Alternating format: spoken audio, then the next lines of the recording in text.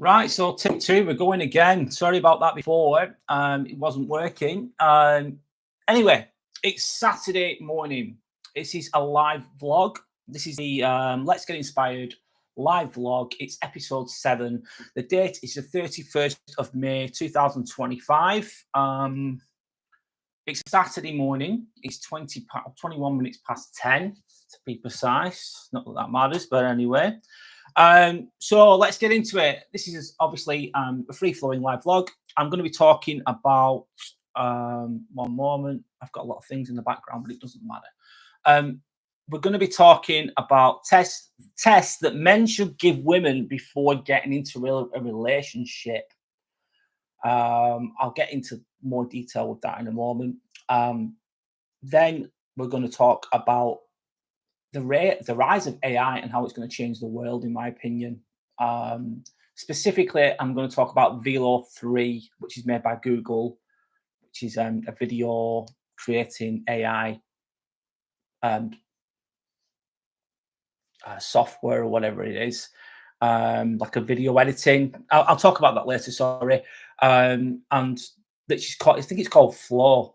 It's a new system, but I'm going to specifically talk about AI because it's I think it's going to change the world in the next year, as it already is, but it's going to more so in the next year, 2, 3, 4 years.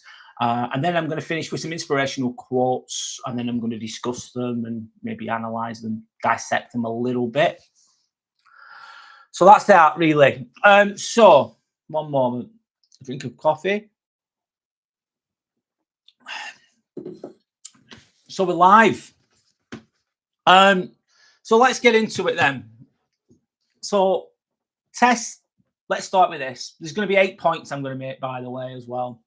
So it's going to be 8 points based on tests that men should give women before getting into a relationship. There's a lot more to this than what I'm going to say. And it's not all one size fits all, because I know people are complex. And I know I'm discussing women here, men testing women. But I think it works both ways anyway. And obviously men can be toxic as well. Of course they can. And some of these things overlap between the two, men and women, in my opinion. A lot of it does. But why am I talking about it? Because what I find is a lot of men are on their own for a long, long time. Some people, they don't get any luck with women at all. And then if they do get with someone, they'll accept anything. They'll accept any behavior, any toxic behavior. They'll be charmed by their looks, or they'll be really, imagine this stunning 10 out of 10 woman or whatever that's really toxic inside though, which will mess your life up. Or you get, sometimes it's people that are really lonely. They're so desperate. They're so lonely. They're coming from a massive place of desperation. Imagine years and years and years of just being on your own, nothing at all, no relationships at all. They can end up accepting anything, really. They'll go with anyone, won't they? But it can be to their detriment overall. It can make their life a lot worse than it is if they're on their own, in my opinion, sometimes. So that's what can happen. They can become charmed by people, can't we? Manipulated by people. And these tests, if you're in a good, healthy place and you put these tests in place, and there's a lot of red flags shown, which I'll discuss later, you can potentially dodge a bullet. You can dodge a bullet, in my opinion. Because you don't want to get, you're going to be, trust me, you're going to be influenced by the people that you have around you. I'm also going to, sorry, I'm trying to get the words out here. What am I going to do?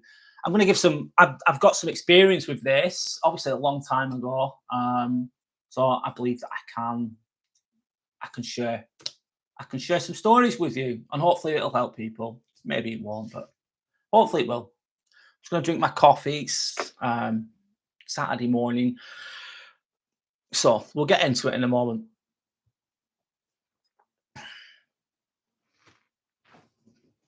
Hopefully the video, this is live vlog, by the way.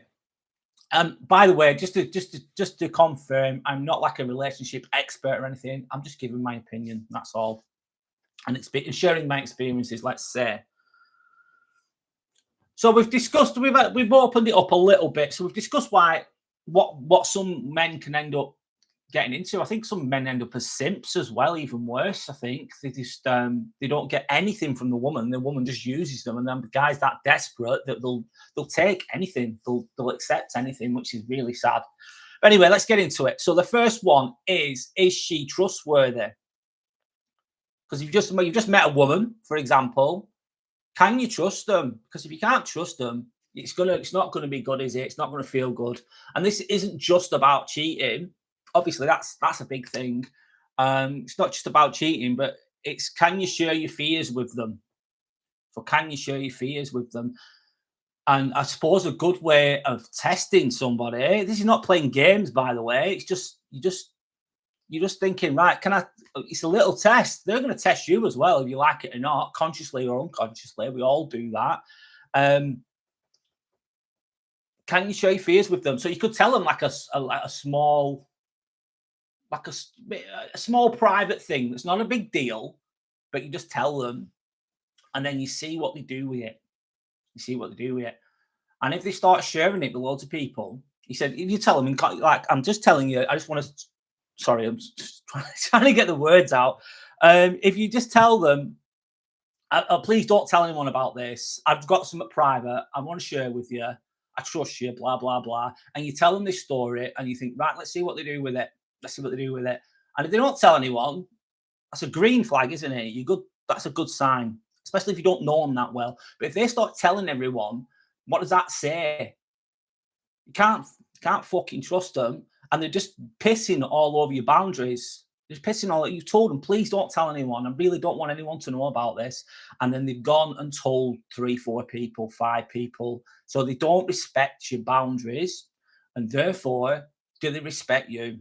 No, they don't. They don't. And I know this is just one test. Maybe this is your first test that you've tested them with. Does that mean that you shouldn't have a relationship with them at all? Maybe there's more. Maybe you can still further down the line, but it's still a red flag. It's a red flag.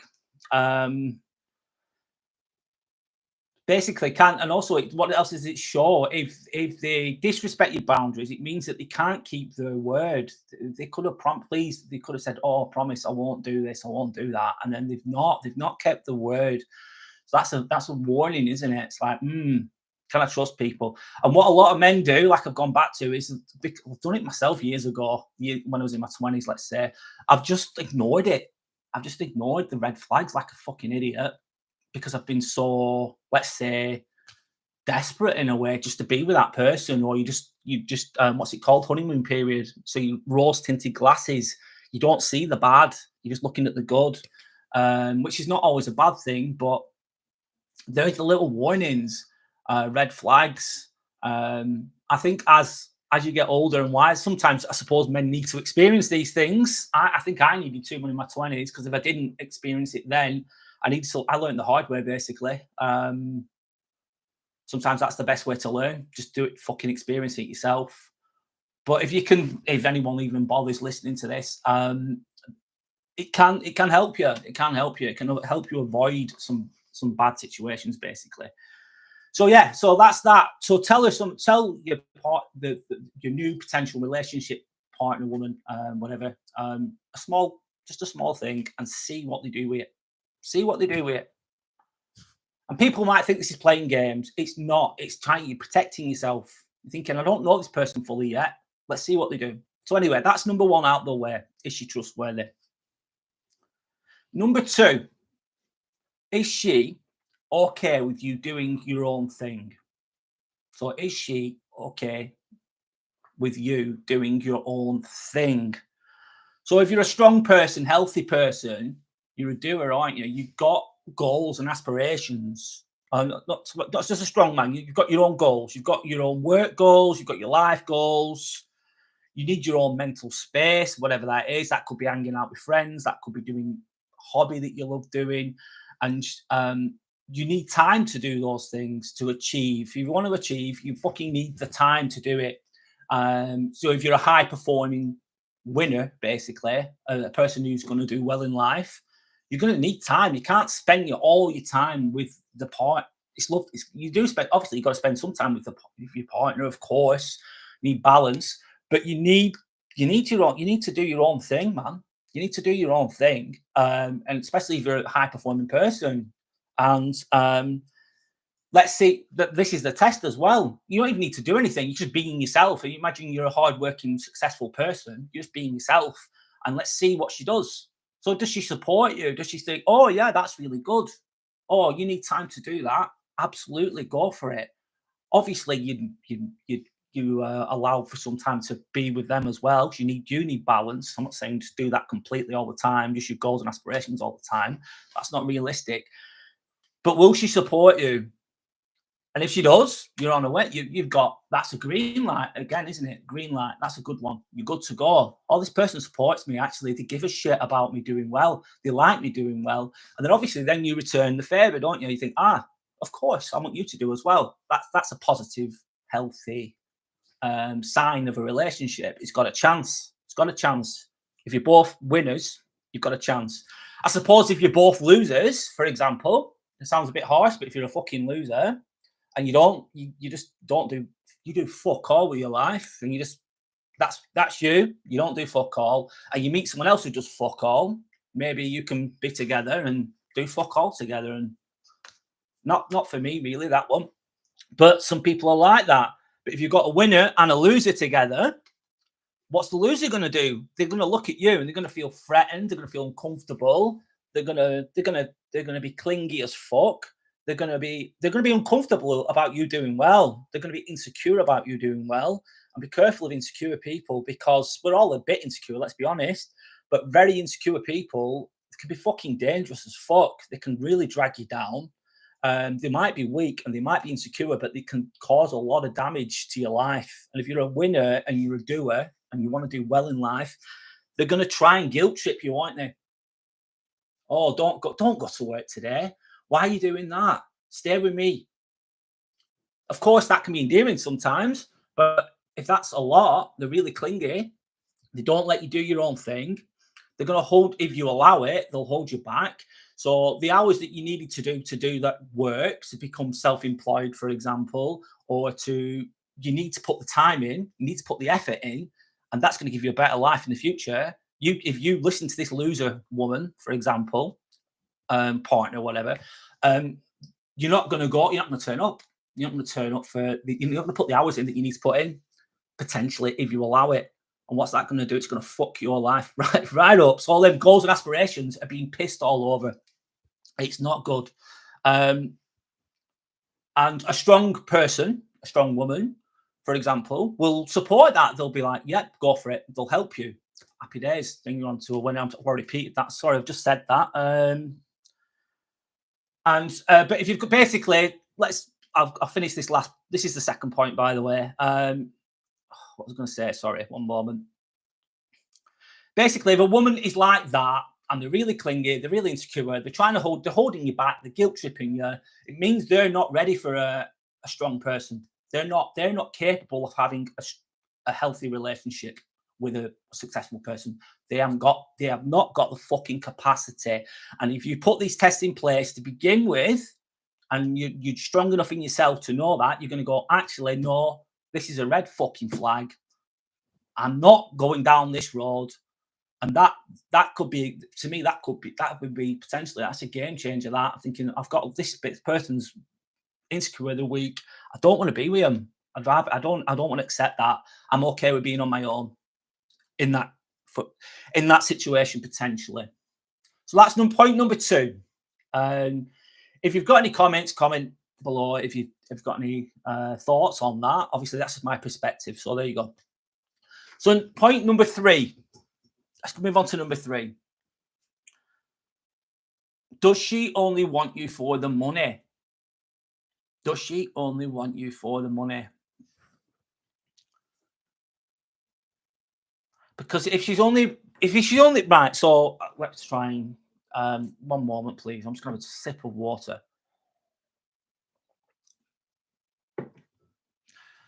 If she's only with you for what you can provide, that's a big fucking problem, potentially. If she's only with you because you've got money and resources And then she's just you. She just basically she doesn't like you as a person. She doesn't want to be with you as a person. She just wants to potentially use you. No, women like that, and some of them can be absolutely stunning, absolutely stunning. But they're not with you because they're just with you because they're only with you. So what they're only with you, sorry, because of what they can get out of you. That's it. That's it. So how would you test that? How would you test that? So early on, imagine you're going out for really nice dinners. It's lovely. You're eating out. It's amazing. Obviously, it's all good. And you're eating out at high end restaurants, for example, and there's nothing wrong with that. It's amazing, obviously, if you can do that. But then the test could be, do you know what? We're just going to go for a walk in the park instead. Let's go for a walk in the park. I'm just going to get a coffee, and just see what her reaction is, see what she says. And if she supports that, happy days. And if not, that's another red flag, isn't it? And also, you can usually tell, like, it doesn't matter how much money another person's got. You could have loads of money and they could have a lot less money, for example. But if they're trying to help you, they're trying to give you even a small gift, like, oh, I'll pay for this coffee, oh, I'll do that. That's a good sign, man. That's a good sign. That's a green flag, isn't it, potentially? But you've got to watch for those reactions very closely. So if you notice, like, they look disappointed, or some of them will just bail on you, they'll just leave, maybe, because think, oh God, he's no money, he's only taking me for a coffee. What happened to that? What happened to the nice fancy meal I was expecting? I don't want to be with this loser anymore, and they'll walk off and leave you. That means that they're not for you. They're only there for the good times and the freebies, really, and they're just going to use you. You don't want to be used. You want to be taken for a muppet. You don't want to be taken for a muppet. And obviously, no, that's not good. And a lot of men fall for this one big time. They fall for it big time because they're coming from a place of potentially desperation. And if you're coming from a place of desperation, you're going to make desperate decisions, aren't you? And you can act in a desperate manner, which is going to attract not good things, really. You should be confident enough to go, you know what? You could have, imagine you've got a 10 out of 10, really good looking woman, but she's only using you. Easier said than done, I suppose, but have you got the confidence in yourself and the self-respect in yourself to go, do you know what? You're only using me. This is not going to work, is it? It's not going to work. And if you don't notice this early on, the red flags early on, and call it quits, it's going to cost you a lot of money, isn't it? It's going to cost you a lot of time, and you're going to always have in the back of your mind, you're going to be thinking, this person doesn't even like me, doesn't even want to be with me. So that's that. So watch out for that. Just you only want me for the money. I think that's a test. That's a good test. Anyway, so that's number 3 done. Number 4, this is a massive one, huge one, in my opinion. And it is, does she display accountability? Does she accept the responsibility for her own fucking actions? Big one. To me, this is a game changer. This is definitely. So when a conflict happens, pay attention, really. You've got to pay attention. Does she get defensive? Like, does she always blame you? If someone always blames you every single time, even if it's something that they've started or whatever, obviously this works both ways, of course, men and women. This one definitely works both ways. You can't expect someone else to take responsibility and then not do it yourself. Then you're just a hypocrite, by the way. Just changing subject a little bit there, but obviously we're only going on about the test that men should have with women before getting into a relationship. But does she admit when she's in the wrong? Because if she can't accept responsibility, then it's always going to be fucking your fault, everything. And they're never in the wrong. So they're going to do shitty things, and then they're going to blame you for it, for example, or they're just never. And then all that's going to do, that is going to bubble under the surface all the time. He's going to be thinking about it all the time, because you could have a disagreement. They've done something that's shady, for example, and then they don't take responsibility, and then I've done it myself. You become the peacemaker potentially. You're trying to just,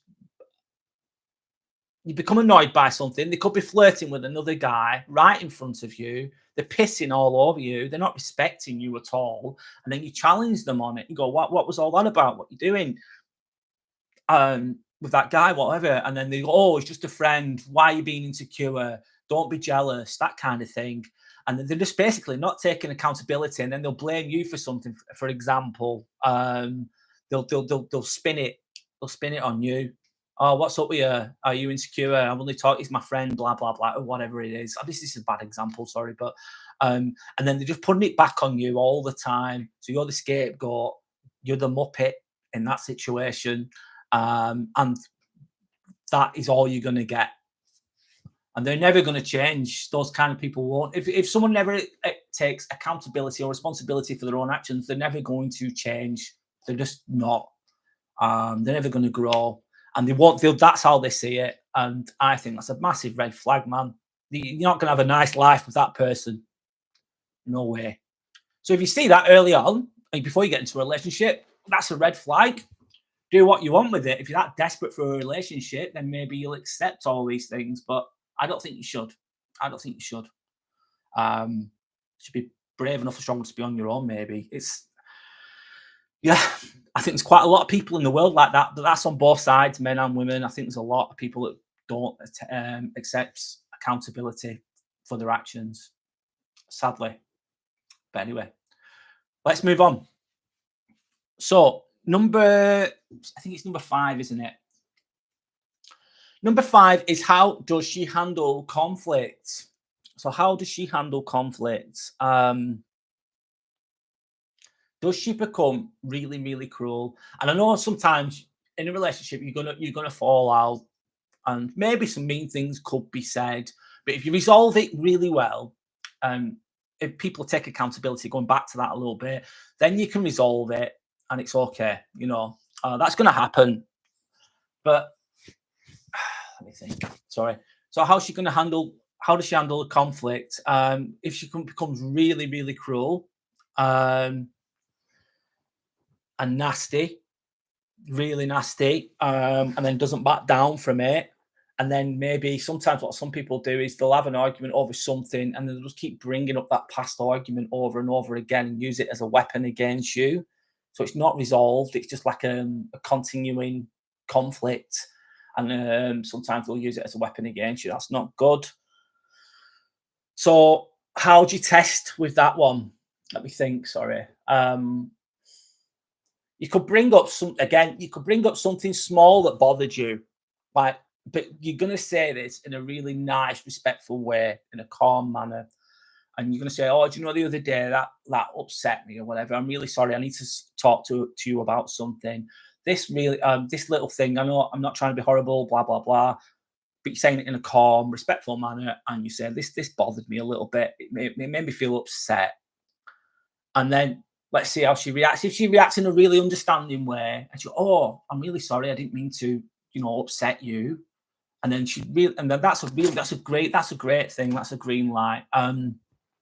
Because she actually cares about you. She's trying to, she takes responsibility. She actually genuinely cares about you.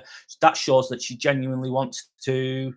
She doesn't want to make you feel bad, which is a green light. It's a good sign.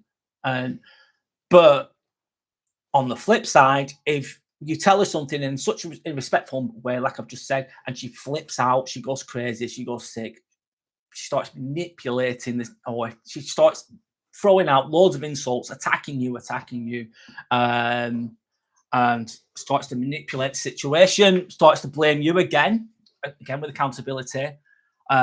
She handles conflict really badly. She doesn't take responsibility. Imagine, and this is just a small thing that you brought up, by the way. just a small thing. Imagine if it's a big thing, a bigger thing. That's what you're going to get. You're going to get, it's like getting beaten with a stick. You're getting battered with that stick, which is not a good thing. So anyway, that's number 5. I'm moving on. Number 6, which is, again, this could be, of course, a lot of these are for both men and women, just for people, really. But number 6 is see how she treats other people. I think I remember Muhammad Ali saying, he said it in a much better way than I can, but he said, you can judge a person by how they treat the waiter.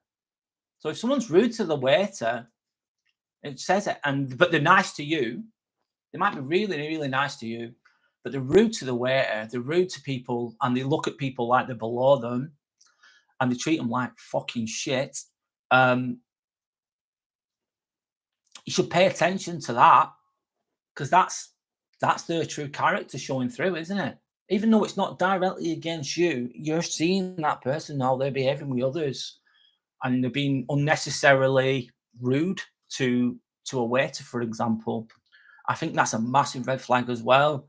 So just what you don't even, this test, you just, all you're doing is observing. A lot of these tests, actually, you're just observing, aren't you, really? One moment, just have a drink. You're just observing them, seeing what they're doing, and watching how they treat others, man.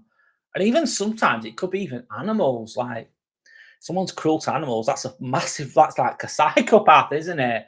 Like a nice little cute dog, for example, and they're really mean to the dog.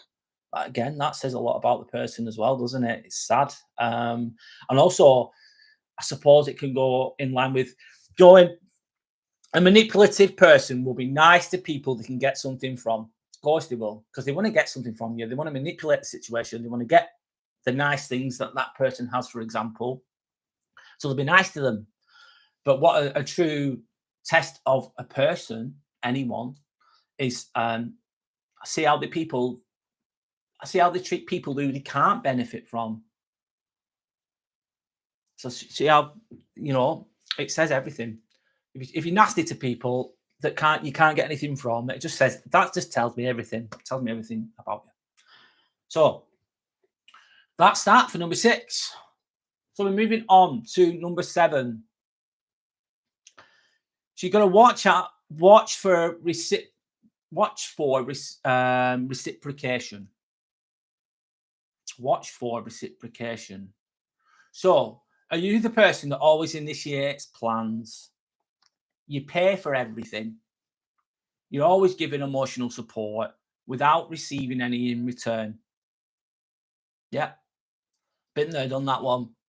So I remember years and years ago, I was with my partner at the time in my 20s, and I did everything for her. Honestly, I was like supportive. I was paying for a lot of things. Most things I was paying for. Which is whatever. I just did it. I was always there emotionally, giving, always supporting, always helping, there all the time. And I kept doing this for ages. And then I thought, actually, let's see. And I remember she used to come home after work and she'd get a bottle of wine and she'd drink the wine. And you know what? She wouldn't, which is not healthy, of course, but she was drinking. She'd have it every single day. Every single day she'd have a bottle of wine. And guess what she'd do? She'd drink the whole thing. Right? Okay, whatever. But she wouldn't offer me any. And that was the main thing. I think, you're not even asking me if I want any. I was thinking I was paying for the rent. I was paying all the bills. I was paying for most of the food. I was covering everything, man, as much as I could. She paid for a little bit of things, really minimal. She said, I'll pay for the food. And she hardly paid for the food. It was more me, even though I was paying for everything else. And I wasn't rich at all. And she would buy a bottle of wine every single night and she wouldn't give me it. She wouldn't even offer me any. And I thought, that's fucking shit. I thought, that's shit. I didn't want the drink, by the way, but I thought, you're not even offering me anything there. That says everything. And I remember I thought, oh, test. I can't remember exactly what I did. What did I do? This is the story. So basically, I used to do Muay Thai. At one point in my life, I did Muay Thai kickboxing, and I did like we're working on the pads, and I did a jumping elbow onto the pad. But basically, I landed on my ankle because I jumped up. I landed on my ankle and it twisted. So I landed on my ankle and fell on the floor, and it was really painful. And my ankle was like a ball and chain, you know, the old school slaving kind of shackles, and a massive ball, like a massive ball on my ankle. It was huge, and then I limped off. I couldn't drive home. One of the gym workers, one of the instructors, drove me home, which was very kind. And I got home, and my then partner was just drinking, and I was in so much pain, and all I was like, I'm really struggling. Like, I need help. I really needed help, and all she did was talk about how bad her day was, and I was in pain, man. I needed to go to the hospital actually, and she was drunk. She was drunk, and she was just sat and just talking about how bad her day was. She didn't give a shit. She really didn't give a shit. And I ended up ringing my dad that day, and he took me to the hospital at like 2 or 3 in the morning with this big thingy on my ankle. What else? So then it clicked. I thought, oh fuck. I thought, oh, she doesn't care about me. It took this much. I think in the background, unconsciously, it was happening, but it took. I thought, oh shit, she doesn't even care. She doesn't even care about me at all. And I was sat there with this big ball and chain on my ankle. And it was my dad that helped me. And I was speaking to my dad, and then I just had an epiphany, and I thought, and I spoke to him, I opened up, and I said, basically, I thought I said, this relationship's no good. It's no good. She doesn't care about me. She just doesn't give a fuck. I think that's really sad. So that's it. That's with the reciprocation. Like, I'm giving all the support to somebody. I'm giving all this help to someone. I'm giving my best self to that person who's not giving you fuck all back. If they're not going to, they just don't respect you. They don't care about you. They're selfish. And that's what I was in. And it took my injury to realize that. This is in my 20s, late 20s. And then that was sorry, I'm going on a little bit now, but it doesn't matter. Speaking to myself anyway, so it's all good. So that was a turning point, man. I thought, fuck this shit. Fuck this shit. You're using me, man. And then I wasn't, guess what I did then? I wasn't so nice then. I wasn't so supportive. I was very skeptical. I could see things clearly, but it took the injury to see it. I thought, I can see now. I see what you are. You're not reciprocating the love and respect. I'm giving you love and respect, and you're giving me fuck all back. You're just taking the piss out of me now. So I'm not going to be nice anymore. I'm not going to be so good. You're going to see a different side of me now. And then it flipped. It changed. And then the relationship, because I suppose if you're giving all love and support, you're kind of keeping that dysfunctional relationship together. As bad as that is, but you're with the wrong person. And it's going to, honest to God, it cost me so much money, time, and energy. This is why I'm talking about these things. Cost me so much time, money, and energy. And it wasn't good, but it was a good lesson, I suppose. And I thought, and obviously after this, you're thinking, I'm not doing this again. I am not being in this situation again. I am not doing it. No way. So reciprocation is a big thing, and it doesn't have to be money. It just have to be someone who actually, oh, I'll listen to you for 2 minutes, or someone who cares, who gives back. That's what you want and need in a relationship. And if you don't have that, you're not going to have a happy life, man. If you've got a partner that's toxic, that doesn't give a shit about you, your life is not going to be happy. You're going to suffer. You're going to suffer like fuck. So, is anyone going to listen to this? Probably not. But anyway, there you go. Reciprocation is a big one. Okay, so I'm going to move on now. I'm moving on to number 8. So there's a lot more of these, actually. There's a lot more of tests, let's say, or things to look out for in others. But number 8, notice how she reacts to your ambitions. So a supportive partner this is linked to the other one, I suppose, as well. Is a supportive partner is key for growth. That should work both ways. You should want the best for your partner. You should want the best for you. Because if they succeed, you succeed together, which is good. And that could be personal, work related, health related, emotionally related. It doesn't matter. That's life related. It doesn't matter what it is. You should be growing together ideally, because if you're not growing, you're dying. So remember that one. If you're not growing, you're dying. So they should be encouraging you. You should encourage each other, not discouraging each other. I think this is linked to the other one, if I'm honest. But notice how they react to your ambitions. Are they excited for you? Are they genuinely happy for you? Or are they a little bit uneasy about it and they're not so happy about it? They're not open to it.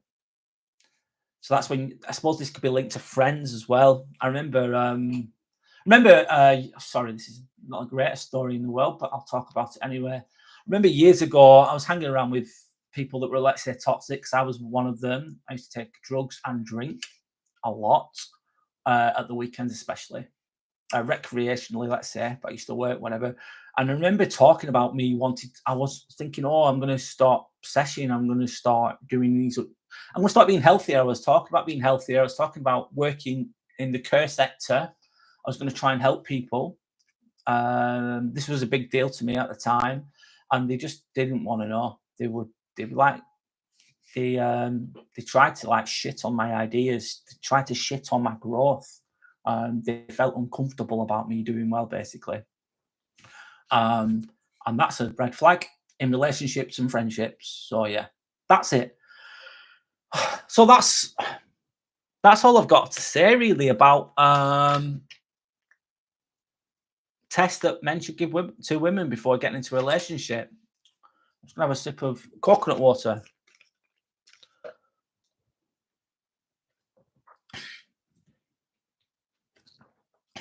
If anyone's got any comments, please leave any thoughts or whatever. Even if you see this video after it's been live, if you want to leave any comments or ask any questions, I'll try my best to answer them in the best way I can.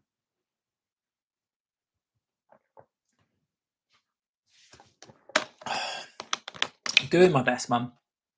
The next thing I'm going to talk about, I think the world's going to change. This completely changed the subject, by the way. I'm going to talk about Google Veo 3, which is called Flow, I think. And it is what is it? It's an AI powered, trying to remember, AI powered filmmaking interface. So what does that mean? What is this? It transforms text. So you'll type something in, whatever that is, or you put in an image prompt, and then it's going to create high definition videos. And I think it's going to change the world. Why? Why do I think that? Well, basically, imagine if you're a big company, or Armani, Aldi, and you want to create an advert. It doesn't matter what company it is.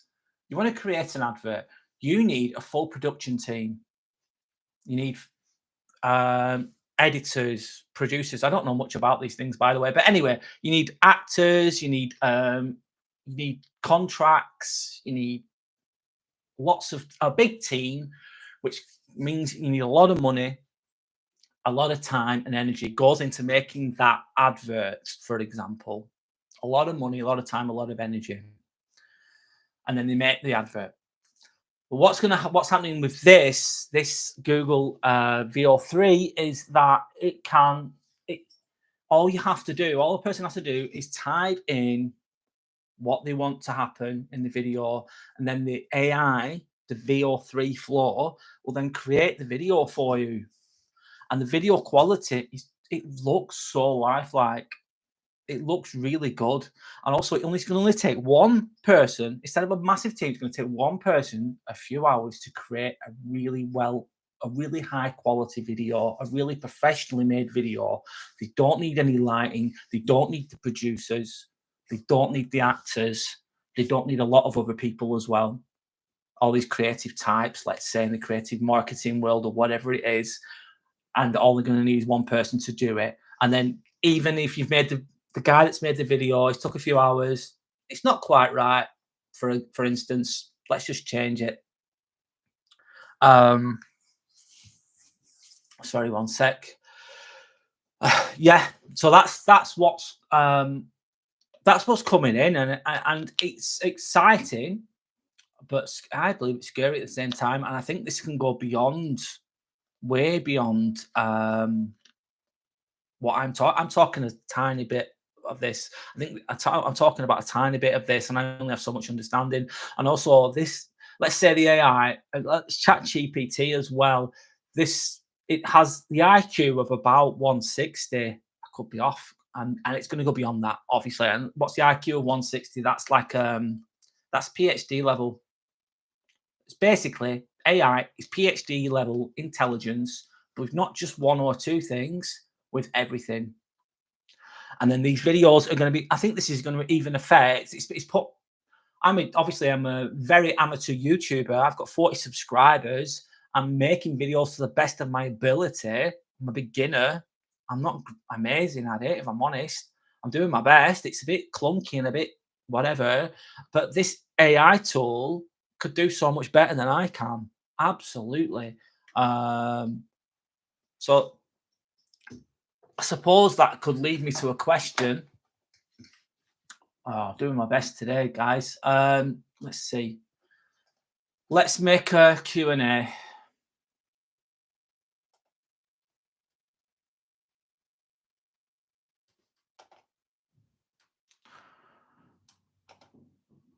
Let me think. I don't know what to call it. That's the question. Sorry.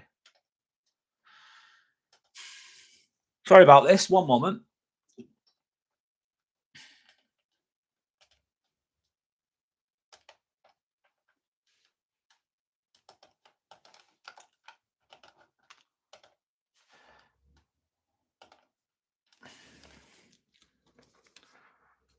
Will AI change the world as we know it?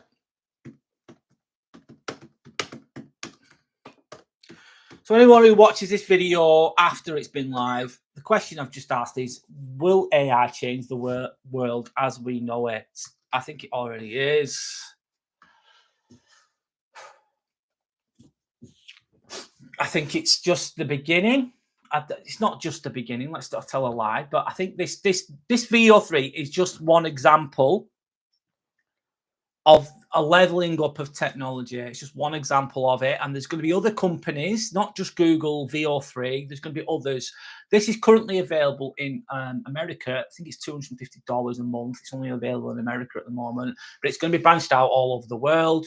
I think there'll be other companies that compete, obviously, and they're just trying to outdo each other. And maybe even this could be linked to countries as well. And like I've said, the IQ of it is just so high. Our YouTuber is going to be at risk with this. Is it game over for someone like me who's just trying to create a video in the best way I can? So AI's got the intelligence of Einstein. What if I got the intelligence of, what's my IQ? Probably a lot less than a bloody AI. God. All I can be is genuinely human and imperfect. This is what you're getting right now. AI is just going to be able to imagine if this was AI, it'd be a lot crisper. It'd be communicated in a lot better way than I can. A lot better. And I think that's what's coming. And I think it's going to go. I think it's going to go off in so many avenues. Are people going to lose the jobs? Yes, they're going to lose the jobs. Absolutely. Like I said, with regards to the advert making world, let's say the actors, you're not going to need them. You're not going to need them. And what's a big company going to do? All right, it's 1%. What's that? It's like 0.5% of the price to make an advert. Oh, I'm going with that. What is it? £250 a month? and I'll just employ one person, an expert, to create the adverts. Absolutely. Rather than spending $1 million, for example, to create an advert for iMoney or whatever it is.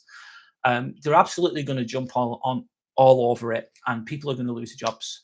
But that's just a small piece of what's going to occur. And then you go beyond that. The AI is that intelligent and that flawless, let's say. Obviously, what are you going to need? Lorry drivers, you're going to need taxi drivers. We've already got self-driving cars. That's only going to get better. People are going to lose their jobs there, I believe, in the next 5 years. Then can it go to aeroplanes? I'm thinking further afield here now. But I think there's going to be a shift in the next few years, big time. Maybe I'm wrong, but I think there is. And I think it's coming if you like it or not. And I don't think that people haven't seen it yet. They're not aware of it yet. But there's a big shift. So anyway, I've got a question. Thanks for asking a question. Oh, Sander B, thank you for asking. Thank you for commenting, by the way. I appreciate it. So Sander B says, I definitely believe so. And it's kind of scary to think about this. It will most definitely bring a lot of change. Yes, it will. Yes, it fucking will. And I think there's that saying as well, isn't there? Once you take the genie out of the bottle, you can't put it back in, mate. You've taken the genie out of the bottle. It's off it goes. That's AI. It's so smart, man. I'm excited but scared at the same time. Obviously, I'd create YouTube videos. Maybe that'll deem me to be irrelevant in this world, in this space. I want to keep going anyway. And also, what else is Sander B asking? Thank you. Are you worried about your YouTube future because of AI? Yes, I absolutely am. Absolutely am. I've only just begun, really. And I am imperfect, obviously, human. And AI will outperform me all day long. All day long. So much smarter than me, so much more. Doesn't get tired, doesn't feel anxious, doesn't stutter, says things so clearly, has the IQ of Einstein in everything. Can create much better videos, much faster.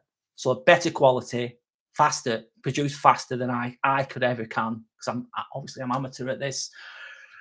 So yeah, I would say so. Yeah. However, I'm going to keep making videos. I hope that my only hope is that people want genuine people. They're going to want to watch people genuinely create videos and give real life events of things, really, not some artificial intelligence. Maybe there's going to be useful. I think it can be a very useful tool, AI. I think it's happening either way. I don't know loads and loads about it, but it's going to kick in big time. I think next year, especially. This year, it's just the ideas there, isn't it? But it's not sprouted legs yet because it's only in America. I'm on about Velo 3, obviously. But there's going to be other companies, of course. The price is going to go down, isn't it? It's $250 at the moment. I believe the price will go down. People will become aware of it. People are going to start using it.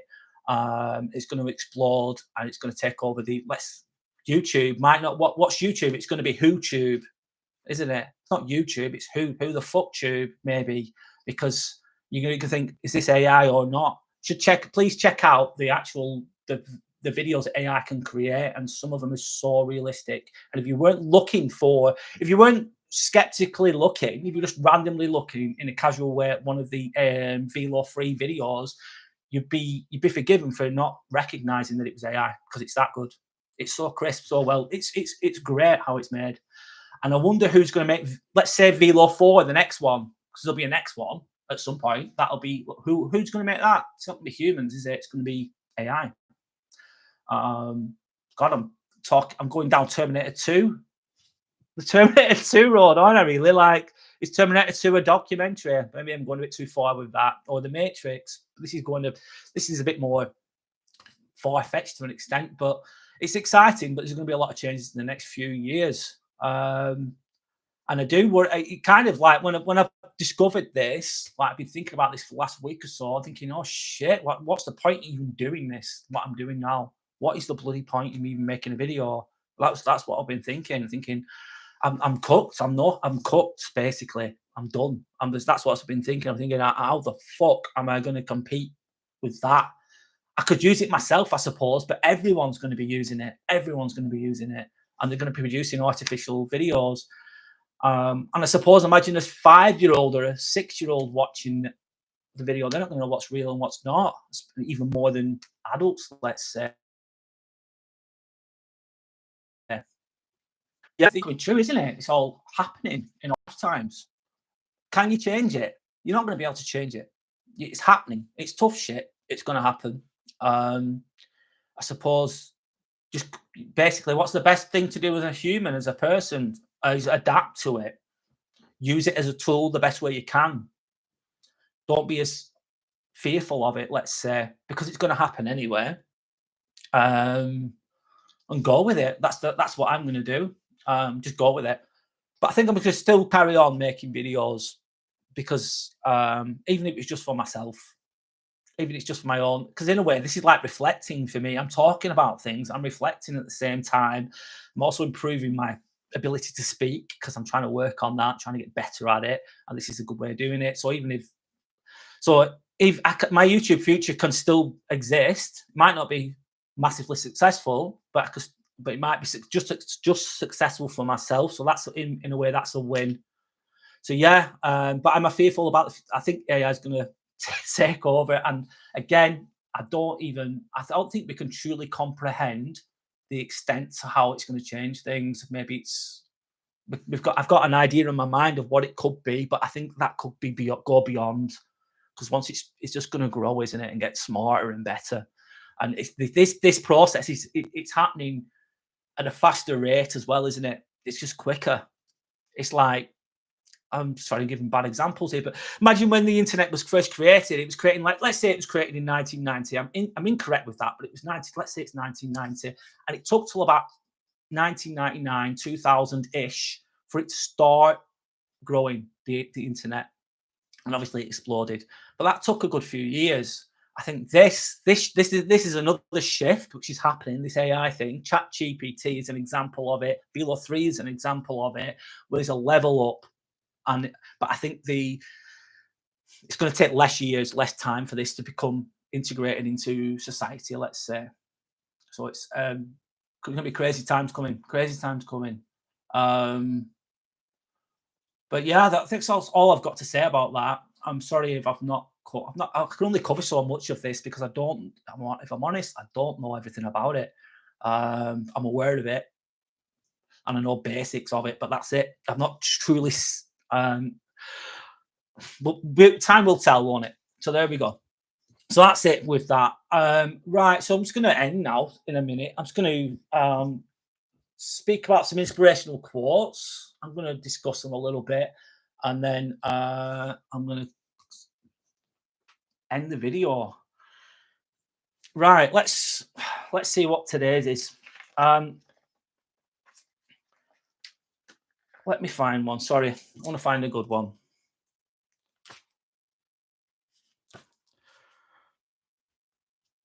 Right, this is a good one. Right. Next, the inspirational quote I'm going to speak about is: the struggle you're in today is developing the strength you need for tomorrow. Don't give up. I actually need this right now because I've just spoke about this AI thing that's going on, and it's a bit discouraging. But anyway, so the struggle you're in today is developing the strength you need for tomorrow. So don't give up, man. Let me discuss it. Well, I'm going to discuss it right now. I tried to do this live vlog last night, but that's me ranting morning, I suppose. I was really tired and I quit. I stopped it after 5 minutes because my energy wasn't good. And then I thought this morning, do you know what? I'm gonna eat the frog. I'm gonna do the video, and I'm just gonna get it done, which is what I'm doing now. And it's been imperfect, of course. It's not. I felt like it's not flowed very well, if I'm honest with you. That's how it's felt for me personally. So it's been a bit of a struggle. Doing this video has been a bit of a struggle, but I've done the best I can. But it's giving me the strength, isn't it? It's giving me it's giving me the discipline. I've got the discipline there. and the structure there, which is strength, really, isn't it? It's that resilience. I've got that resilience to turn up, and this therefore makes me stronger, I suppose. And just to say, don't give up, man. Don't give up. Keep going. And I'm going to end it on that note for today. That's all I've got. So if you want to check out my channel, please do. I've got inspirational videos on there. A lot of the time I speak about men's mental health, how to be resilient, that kind of thing. Test that. I'm gonna just check my channel out if you want to. Happy days. Trying to inspire people, trying to help people the best I can, share my stories and experiences. So that's that. So thank you for watching. If you have, thank you for your time. Look after each other, and goodbye.